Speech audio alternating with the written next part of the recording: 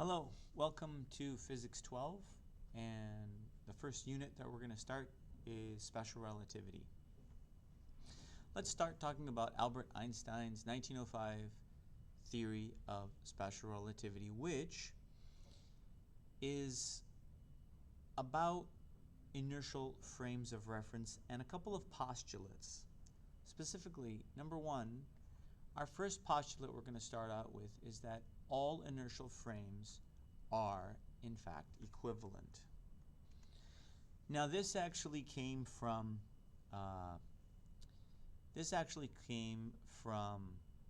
a thought that there was a preferred frame of reference which contained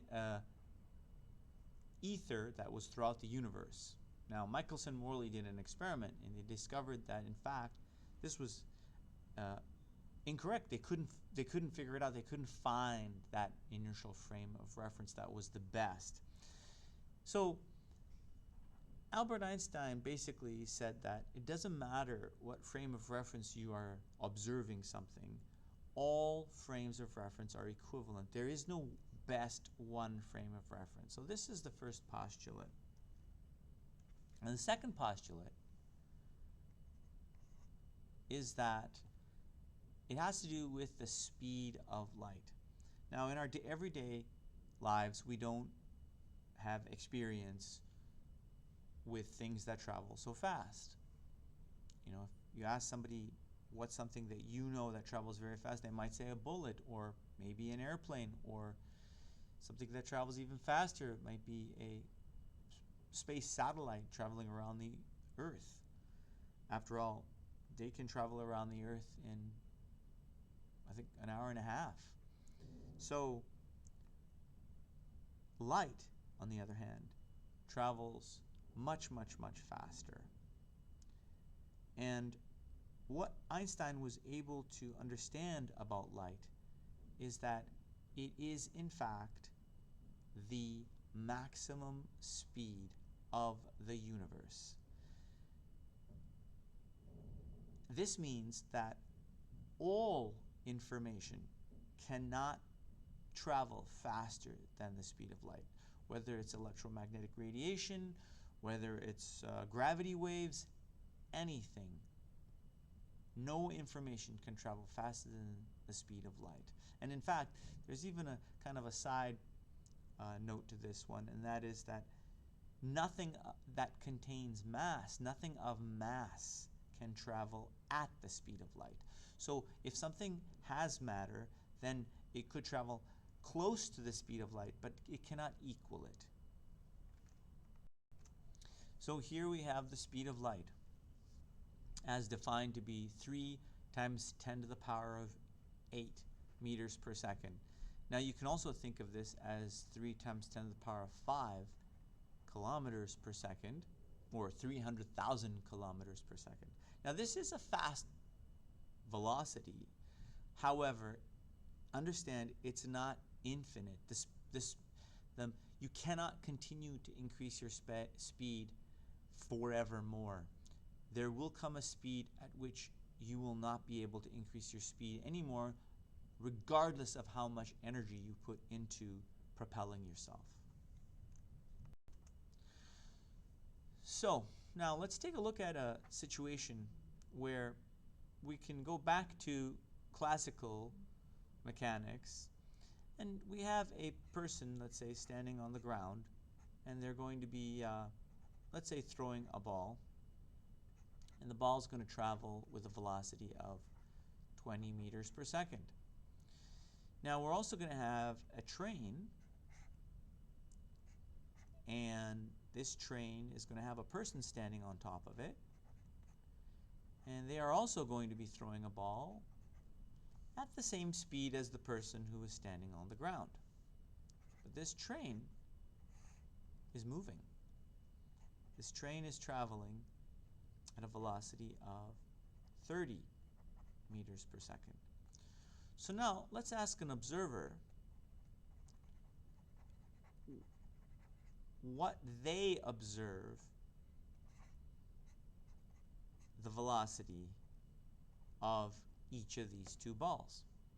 Well, this isn't going to be very difficult to figure out that the observer, since the observer is in the same inertial frame of reference, notice I said inertial frame. That just means that inertial just means that frames are not accelerating.